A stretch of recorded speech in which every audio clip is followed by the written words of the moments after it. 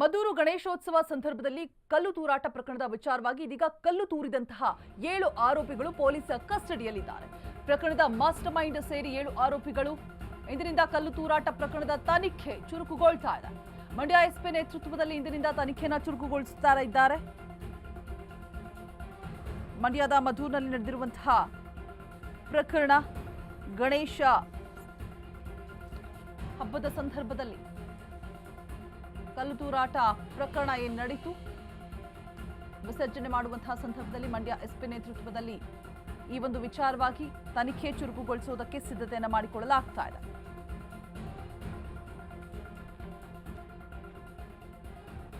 ಪ್ರಕರಣದ master mind ಸೇರಿ 7 ಆರೋಪಿಗಳು ಎಂದಿನಿಂದ ಕಲ್ಲು ತೂರಾಟ ಪ್ರಕರಣ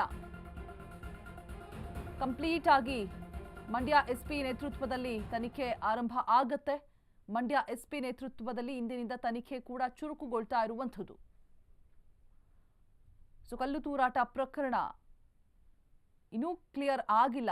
ಹೇಗಾಯ್ತು, ಯಾರಿಂದ ಆಯ್ತು, ಮೇನ್ ಅಂದ್ರೆ FIR ಕೂಡ ದಾಖಲಾಗಿದೆ ಒಂದಷ್ಟು ಜನಗಳ ಮೇಲೆ. ತನಿಖೆಯನ್ನ ಇವತ್ತು ಕೂಡ ಮುಂದುವರಿಸ್ತಾರೆ. ಪ್ರಕರಣದ ಮಾಸ್ಟರ್ ಮೈಂಡ್ ಸೇರಿ 7 ಆರೋಪಿಗಳಿದ್ದಾರೆ. 7 ಆರೋಪಿಗಳಿಗೂ ಕೂಡ ಇವತ್ತು ಮತ್ತೆ ವಿಚಾರಣೆ ನಡೆಸಲಾಗುತ್ತೆ.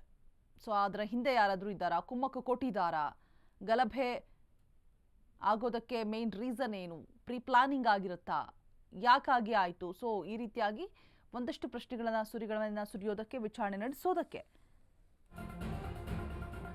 ಸಿದ್ಧತೆ ಮಾಡಿಕೊಳ್ಳಲಾಗ್ತಾ ಇರುವಂಥದ್ದು. ಮಂಡ್ಯ ಹೆಚ್ಚುವರಿ ಎಸ್ಪಿ ತಿಮ್ಮಯ್ಯ ವರ್ಗಾವಣೆ, SSP ತಿಮ್ಮಯ್ಯನನ್ನ ವರ್ಗಾವಣೆ ಮಾಡಿದೆ ಸರ್ಕಾರ. ಇದೀಗ ಜಾಗ ತೋರಿಸದೆ ದಿಢೀರ್ ವರ್ಗಾವಣೆಗೊಳಿಸಿ ಆದೇಶವನ್ನ ಹೊರಡಿಸಲಾಗಿರುವಂಥದ್ದು.